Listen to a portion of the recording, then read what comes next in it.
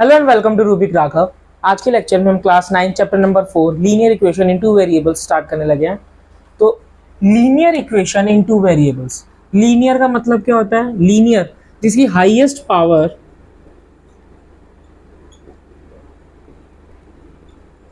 One हो उसे बोला जाता है लीनियर। हाईएस्ट पावर वन मतलब जैसे एक्स वाई, ये क्या है? ये लीनियर है क्योंकि इनकी हाईएस्ट पावर क्या है? वन है। तो जिसकी हाईएस्ट पावर वन होती है उसको बोला जाता है लीनियर। तो इस चैप्टर में हमने जो पढ़ना है उनकी हाईएस्ट पावर कितनी होगी? वन। तो linear equation, highest power one वाली इक्वेशन इन टू वेरिएबल्स। अब वेरिएबल्स मतलब वही वेरिएबल्स जो हम अल्फाबेट्स यूज करते हैं अलजेब्रा में, A B C D A, मतलब कोई भी अल्फाबेट का यूज करके, लेकिन करने कितने हैं? दो वेरिएबल्स यूज करने। तो linear equation in two variables, यहां से इस चैप्टर का नाम बना। अब सबसे पहले लीनियर इक्वेशन की स्टैंडर्ड फॉर्म।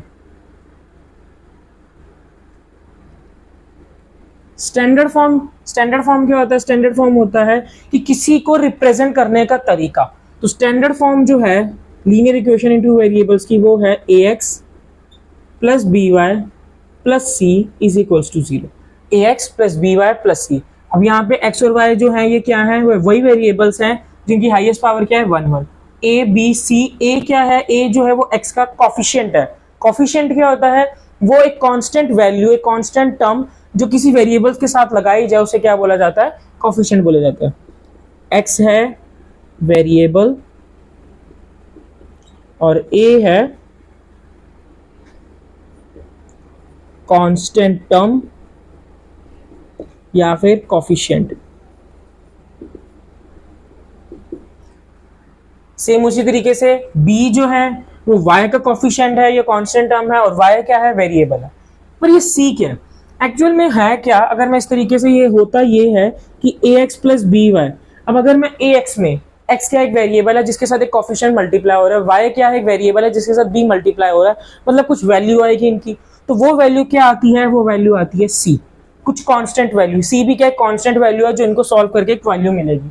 बट हम क्या करते हैं, इस c को ले आते हैं इस तरफ में, और ये यहाँ आने के बाद ये इसको हम लिख देते हैं ax प्लस बी वाई। होना क्या चाहिए? इस तरीके से होना चाहिए क्योंकि c यहाँ पे प्लस का तो यहाँ पे आके माइनस का।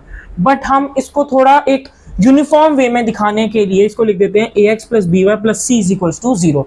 तो यहाँ पे अब c इधर आ गया तो यहाँ कुछ नहीं बचा, तो यहाँ पे क्या हो गया? जीरो। तो इसीलिए जो स्टैंडर्ड फॉर्म वो बनी, क्या बनी? ax plus B Y plus C is equals to zero. तो यहाँ से जो है linear equation in two variables की आती है स्टैंडर्ड फॉर्म। मान लेते हैं जैसे कोई एक इक्वेशन है 2x plus 3y plus 4 is equals to zero. तो यहाँ से अगर मुझे ये जानना है कि a की वैल्यू क्या है, b की वैल्यू क्या है, c की वैल्यू क्या है, तो मैं इसको इसके साथ कंपेयर कर सकता हूँ। तो इसको मैं अगर कंपेयर करूँ ax plus B Y plus C is equals to zero से, तो a की वैल्यू क्या आ गई? a की वैल्यू आ गई 2, b की वैल्यू क्या आ गई? 3, c की वैल्यू क्या आ गई? 4। तो इस तरीके से हम कंपेयर करके निकाल सकते हैं। अगर ये ऐसा हो कि ये दिया हो 2x plus 3y is equals to 4, अब ये मान लेते हैं इस तरीके से दे रखा है। अब मुझे इसको कंपेयर करना है तो ये मैं लिखूंगा ax plus B Y plus C is equals to zero. इसी तरीके से लिखा जाएगा क्योंकि स्टैंडर्ड फॉर्म यही होती है। बट c यहाँ पर इक्वल्स के लेफ्ट साइड में है और यहाँ पर जो वैल्यू है वो राइट साइड में है। तो हमें हमेशा क्या करना पड़ता है? c मतलब जो ये वैल्यू होती है इक्वल्स के उस तरफ, जो हमें हमेशा वहाँ पे क्या चाहिए? जीरो चाहिए।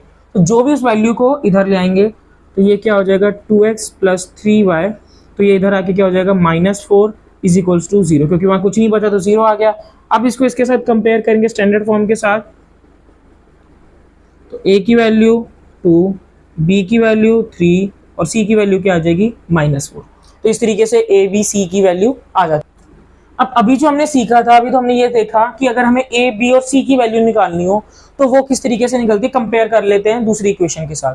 बट अगर हमें x और y की वैल्यू निकालनी है तो वो कैसे निकलते हैं? सपोज करते हैं कि a जो है वो पेन है, और मान लेते हैं a जो है वो क्या है? कॉस्ट ऑफ अ पेन, एक पेन की कॉस्ट। और जो b है वो कॉस्ट है पेंसिल की, वो एक पेंसिल की कॉस्ट है, और a जो है वो क्या है? कॉस्ट है एक पेन की। तो अब क्या हुआ कि मतलब इसको अब मान लेते हैं कि एक पेन की जो कॉस्ट है वो 10 रुपये है और पेंसिल की जो कॉस्ट है वो 5 रुपये। तो इसको कैसे लिखा जाएगा? 10x plus 5y। अब ये क्या हुआ? पहले 10x क्यों आया और 5y क्यों आया? 10 जो है वो किसकी कॉस्ट है, एक पेन की। x क्या हो गया, x हो गया नंबर ऑफ पेन, ये क्या है x, कितने पेन हमने खरीदे वो क्या है, number of x, number of pen हो गया x, और नंबर ऑफ पेंसिल वो क्या हो गया y, कितनी पेंसिल्स हमने खरीदी वो क्या हो गई y हो गया। तो 10x प्लस 5y, एक पेन अगर 10 रुपए का है, दो पेन 20 रुपए के, 10 पेन कैसे निकालेंगे, 10 को एक पेन की कॉस्ट को 10 से मल्टीप्लाई कर दिया। लेकिन अगर हमने एक पेन 10 रुपए का है और हमने x पेन खरीदे तो क्या करेंगे, 10 को x से मल्टीप्लाई, तो क्या आ जाएगा 10x आ जाएगा। सेम उसी तरीके से एक पेंसिल की कॉस्ट 5 रुपए, एक खरीदी 5 रुपए, दो खरीदी 10 रुपए, तीन खरीदी 15 रुपए, 100 खरीदी 500 रुपए, तो y खरीदी तो क्या हो जाएगा 5 इंटू वाई, तो क्या आ जाएगा 5y। तो इस वजह से 10x प्लस 5y बना। अब मुझे इसकी कुछ वैल्यू भी देनी पड़ेगी, अब दुकान पे सामान लेने का तो उसको पैसे देने पड़ेंगे, तो इनकी कॉस्ट कितनी बनी दोनों की मिला के, वो क्या है, वो c है, एक कांस्टेंट वैल्यू। मान लेते हैं मैंने जो टोटल पैसे पे करे वो कितने पे करे, 50 रुपए पे करे, दोनों का मिला के मैंने जो पे करा वो 50 रुपए करा। तो यहाँ पे मेरे पास c की वैल्यू आ गई, ये a की वैल्यू, ये b की वैल्यू, और c की वैल्यू क्या हो गई 50 रुपए हो गई। c क्या है, मनी पेड, जो मनी पे किया है वो हो गया c, तो c की वैल्यू यहाँ पे कितनी आई है 50 आ गई। तो इस तरीके से बना 10x plus 5y is equals to 50। अब मुझे x और y निकालना है कि मैंने कितने पेन खरीदे और कितनी पेंसिल खरीदे। तो इसके क्या हो सकते हैं, कुछ कुछ कंडीशंस हो सकती हैं कि जरूरी नहीं है कि मैं सारे के सारे पेन ही खरीदूं, सारे की सारी पेंसिल ही खरीदूं, दोनों को मिला के खरीदूं। हो सकता है मैं ये मान लूं कि मैंने एक भी पेंसिल नहीं खरीदी, 5 पेन खरीद लिए, तो कितने हो गए 10 5 50, 50 रुपए पे कर दिए, तो वाई पेंसिल क्या हो जाएगा, वाई की वैल्यू क्या हो जाएगी 0, क्योंकि एक भी पेंसिल नहीं खरीदी। हो सकता है मैंने पेन ही नहीं खरीदा और पेंसिल खरीद ली, तो एक्स की वैल्यू क्या हो जाएगी 0 हो जाएगी, और पेंसिल कितना हो जाएंगी 10 पेंसिल खरीदी 50 रुपए पे कर दिया। अब ये भी हो सकता है कि मैं दोनों चीजें खरीदूं, दोनों खरीदूं, तो कितनी पेन खरीदूंगा कितनी पेंसिल खरीदूंगा उसके भी मेरे पास क्या है अलग अलग आंसर्स हो सकते हैं, वेरी कर सकती है बात कि मैं हो सकता है 2 पेन खरीद लूं बाकी पेंसिल खरीद लूं, दो पेंसिल खरीद लूं बाकी पेन खरीद लूं, कुछ भी हो सकता है। तो इस तरीके इन क्वेश्चंस को फिर हमें सॉल्व करना पड़ता है, और वो कैसे सॉल्व किया जाता है, पहले तो अगर हम ये देखते हैं इसमें कुछ कॉमन आ रहा है कि नहीं आ रहा। अब जैसे दोनों में 5 कॉमन आ रहा है तो 5 को कॉमन ले लेंगे, तो ये क्या हो गया, ये बचा 2x, ये बचा y इज इक्वल्स टू 50।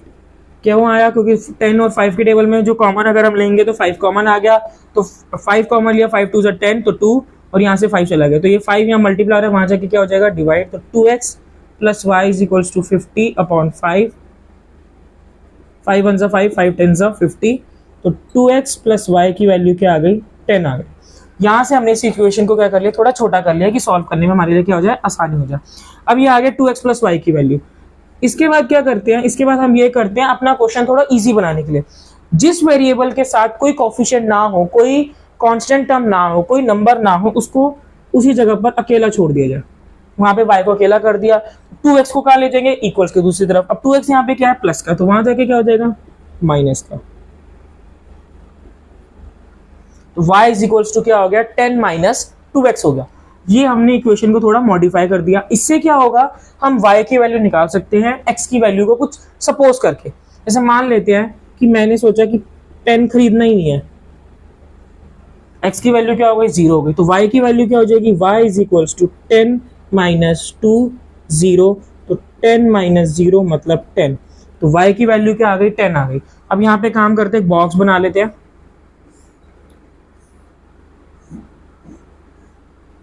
जहाँ पे लिखेंगे x और y। तो जब हमने x को बोला 0 तो y की वैल्यू क्या आ गई 10 आ गई। फिर उसके बाद लेट कर लेते हैं कि मैंने सोचा 5 पेन खरीद लेते हैं, तो 5 पेन खरीद लेंगे तो क्या हो जाएगा, मतलब x की वैल्यू हो गई 5, तो y इज इक्वल्स टू क्या हो जाएगा 10 minus 2 into 5 means 10 minus 5 two 10 मतलब 0। तो मतलब अगर मैं 5 पेन खरीद लूंगा तो मैं एक भी पेंसिल नहीं खरीद पाऊंगा। तो क्या हो गया, यहाँ पे आ गया 5, x की वैल्यू जब 5 हुई तो y की वैल्यू क्या हो गई 0 हो गई। अब कुछ और वैल्यू सपोज कर लेते हैं, लेट कर लेते हैं कि x की वैल्यू जो है वो क्या है 4 है, 4 है, तो क्या y की वैल्यू क्या हो जाएगी y is equals to 10 minus 2 into 4, तो यह आ गया 10 माइनस 8 मतलब 2। तो यहाँ पे अगर जब मैं 4 पेन खरीदूंगा तो पेंसिल मैं कितनी ले पाऊंगा, 2 ले पाऊंगा। तो इस तरीके से जो है ये मेरे पास अलग अलग जो है सॉल्यूशंस आ गए कि अगर मैं एक भी पेन नहीं खरीदता तो 10 पेंसिल खरीद सकता हूँ। क्यों? क्योंकि मैंने जो पे करने हो, कितने पैसे पे करने हैं, 50 रुपीज पे करने। मान लेते मैं लेके घर से 50 रुपए गया, अब 50 रुपए में मुझे सामान खरीदना, मैंने दुकानदार से पहले पूछा पेन कितने का है, उसने बोला 10 रुपए का, पेंसिल पूछी 5 रुपए की, अब मेरे पास क्या पड़ा है, 50 रुपए पड़े।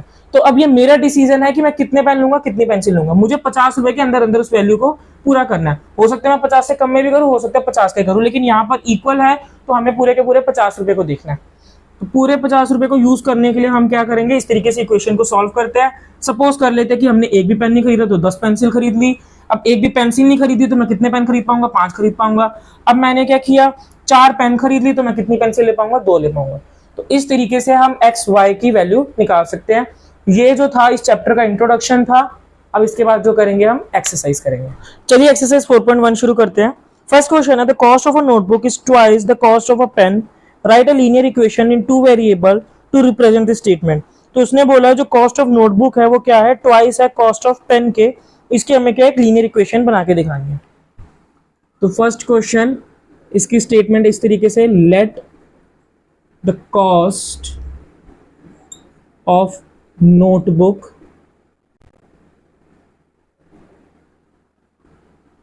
B X, let the cost of pen be Y.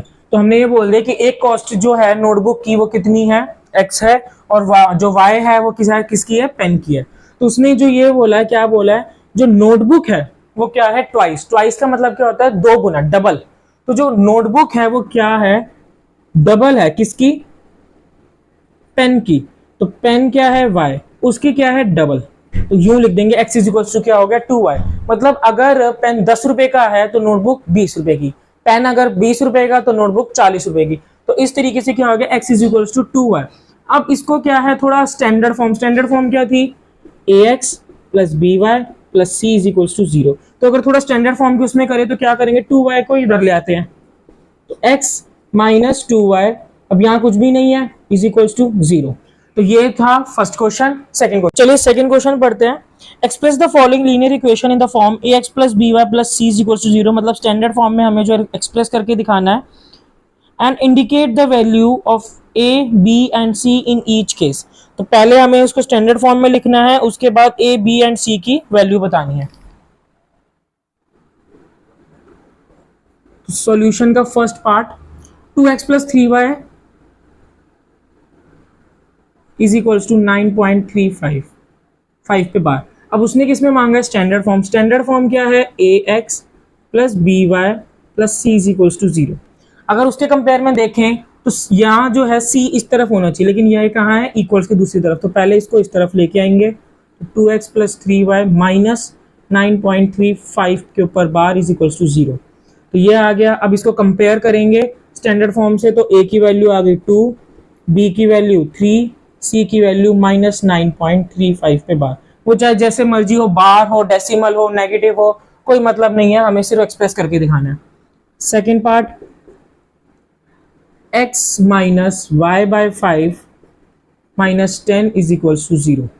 तो अब इसमें क्या है, इसमें जो है अगर इसको कंपेयर करेंगे, ये पहले से c इस तरफ है, तो a की वैल्यू क्या हो गई 1, b की वैल्यू क्या हो गई। अब इसको हम ये लिख सकते हैं कि अगर थोड़ा मॉडिफाई करें तो इसको हम ये कर सकते हैं कि 1/5 मल्टीप्लाई बाय y, ऐसे लिखा जा सकता है। 1 से किसको भी मल्टीप्लाई करो वही आता है, तो y को 1 से मल्टीप्लाई करेंगे तो यही आ जाएगा। तो b की वैल्यू क्या होगी, माइनस 1/5, और c की वैल्यू क्या आ गई, माइनस 10।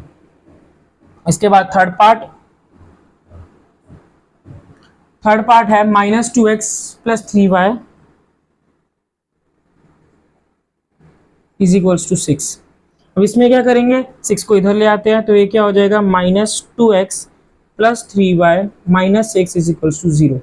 तो x a की वैल्यू क्या आ गई, माइनस 2, b की वैल्यू क्या आ गई 3, और c की वैल्यू क्या आ गई, माइनस 6। इसका आंसर जो है एक और भी हो सकता है कि इसको हम जो है चेंज कर दें, इस तरीके से कर दें कि 2x को उधर ले जाएं, कि यहाँ पे 2 जो है हमारा नेगेटिव है, तो इसको उधर ले जाते हैं, तो ये क्या हो जाएगा 0, ऐसे 0, 2x माइनस 3y +6। तो यहाँ पे क्या किया, 2x को उधर लेके जाएंगे तो नेगेटिव से पॉजिटिव हो गया, 3y को उधर लेके जाएंगे पॉजिटिव से नेगेटिव हो गया, और 6 अपनी जगह पे है तो वो प्लस का 6। अब यहाँ कुछ नहीं बचा तो इधर 0 ये आ गया। तो इसमें अगर कंपेयर करेंगे तो a की वैल्यू 2, b की वैल्यू -3 और c की वैल्यू 6। फर्क कुछ भी नहीं है। इस तरीके से लिखेंगे तब भी मार्क्स मिल जाएंगे, इस तरीके से लिखेंगे तब भी मार्क्स मिल जाएंगे। यहाँ पे a की वैल्यू क्या आई, -2 आई, यहाँ पे a की वैल्यू आई 2, यहाँ पे b की वैल्यू आई 3, यहाँ पे आई -3, यहाँ पे c की वैल्यू -6 है, यहाँ पे c की वैल्यू आ गई 6। मतलब उनके साइंस जो है वो चेंज हो गए, तो उससे कोई प्रॉब्लम नहीं है, किसी भी तरीके से करा जा सकता है। फोर्थ पार्ट है x is equals to 3y। तो सबसे पहले तो 3y को इधर लेके आते हैं, तो x माइनस 3y। अब वहां पहले हमें स्टैंडर्ड फॉर्म में लिख के दिखाना है, तो c कुछ भी नहीं है तो क्या लिख देंगे, +0 इज इक्वल्स टू 0। तो अब ये आ गया स्टैंडर्ड फॉर्म के, उसमें a की वैल्यू 1, b की वैल्यू -3, c की वैल्यू 0। फिफ्थ पार्ट है 2x is equals to -5y। तो इसमें क्या करेंगे, सबसे पहले तो इसको स्टैंडर्ड फॉर्म, तो 5y को इधर लेंगे, अब ये यहाँ पे नेगेटिव है तो यहाँ क्या हो जाएगा प्लस, c में कुछ भी नहीं है तो +0 इज इक्वल्स टू 0। कंपेयर करेंगे standard form ax plus by plus c is equals to 0। तो a की वैल्यू आ गई 2, b की वैल्यू आ गई 5 और c की वैल्यू आ गई 0। इसके बाद six part 3x plus 2 is equals to 0 है। अब यहाँ पर क्या है, 2 दे रखा है लेकिन इसके साथ y नहीं है, इसका मतलब ये b नहीं है, क्योंकि b में क्या होता है, b होता है हमेशा y के साथ। तो इसके साथ अगर y नहीं है, इसका मतलब ये b नहीं है, क्या है, ये c है, क्योंकि c के साथ कोई वेरिएबल नहीं होता। तो इसको अगर हम लिखेंगे स्टैंडर्ड फॉर्म के उसमें लिखना है, तो हमें लिखना पड़ेगा 0y plus 2 is equals to 0। अब ये 0y क्यों, मतलब y तो दे ही नहीं रखा था, तो लेकिन हम 0y कैसे लिख रहे हैं, क्योंकि अगर हम 0 के साथ किसी को भी मल्टीप्लाई करते हैं तो आंसर क्या आता है, 0 ही आता है। तो अगर मैं y को 0 के साथ मल्टीप्लाई करूंगा तो 0 आएगा, मतलब मैंने क्वेश्चन के साथ कोई छेड़छाड़ नहीं की, उस क्वेश्चन को बस थोड़ा इस तरीके से लिख दिया कि उसमें y भी आ गया लेकिन y नहीं भी आया, क्योंकि 0 के साथ मल्टीप्लाई करेंगे y को तो 0 ही हो जाएगा, तो y मतलब प्लस नहीं कर रहे हम, तो इस तरीके से लिख दे, क्योंकि हमें स्टैंडर्ड फॉर्म के हिसाब से लिखना है। तो 3x plus 0y plus 2 is equal to 0 हो गया, a की वैल्यू 3 आ गई, b की वैल्यू 0 आ गई और c की वैल्यू 2 आ गई। इसके बाद सेवंथ पार्ट है y minus 2 is equals to 0। अब इसको भी इस तरीके से लिखना है। अब यहाँ पर y है, c है, मतलब c के साथ कुछ भी नहीं होता तो वो वही वेरिएबल नहीं होता, तो ये c हो गया। y है मतलब ये b वाला पार्ट हो गया, 1 लिख सकते हैं। x वाला पार्ट नहीं है, तो उसके लिए क्या करेंगे, अब लिख देंगे 0x plus y minus 2 is equals to 0। तो a की वैल्यू 0 है, b की वैल्यू 1 है और c की वैल्यू -2। फिर एट्थ जो है वो 5 इज इक्वल्स टू 2x है। तो यहाँ पे क्या करेंगे, या तो 5 को उधर ले जाएंगे या तो 2x को इधर ले आएंगे। बेटर क्या रहता है, यही वाली फॉर्म रहती है तो 2x को इधर काम करते इधर ले आते हैं, तो ये क्या हो जाएगा -2x plus 5 is equals to 0। But वही, अब हमारे पास b वाला पार्ट नहीं है तो क्या करेंगे, -2x plus 0y plus 5 is equals to 0। तो a की वैल्यू -2, b की वैल्यू 0, c की वैल्यू 5। तो इसी के साथ जो है एक्सरसाइज 4.1 कंप्लीट होती है। आई होप आपको अच्छे से समझ आया होगा। नेक्स्ट लेक्चर में हम सेकंड एक्सरसाइज डिस्कस करेंगे। Thank you.